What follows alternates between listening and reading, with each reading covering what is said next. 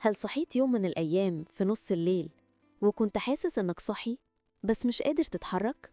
بتحاول تصرخ بس صوتك مش طالع؟ بتحس بحاجة تقيلة على صدرك وكأن في شيء قاعد فوقك؟ اللحظة دي اسمها عند ناس كتير الجاثوم، أو زي ما بيقولوا الجن اللي بيجلس على صدرك وانت نايم.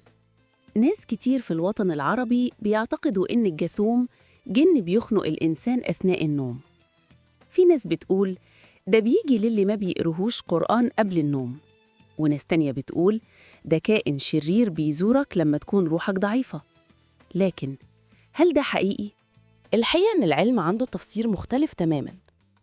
اللي بيحصل اسمه شلل النوم sleep paralysis، وهو حالة بيحصل فيها إن عقلك يصحى لكن جسمك لسه في وضع النوم.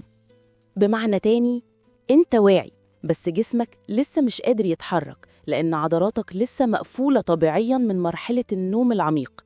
في مرحلة الأحلام جسمنا بيبقى شبه مشلول علشان ما نتحركش وإحنا بنحلم، لكن أوقات الوعي بيفوق قبل ما الجسم يفتح، فبتحس إنك محبوس ومش قادر تتحرك أو تتكلم. أحياناً المخ بيخلط بين الحلم والواقع، فبتبدأ تشوف أو تسمع أشياء مش حقيقية زي ظل أو صوت غريب، وده اللي بيخلي الناس تظن إن في جاثوم أو جن.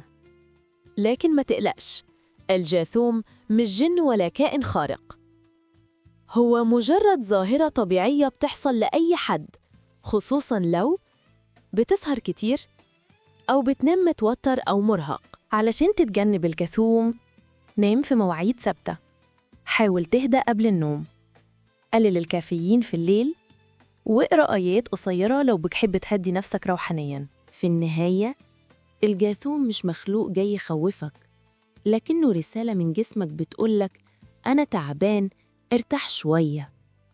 الخرافة بتخوفك، لكن العلم بيريحك.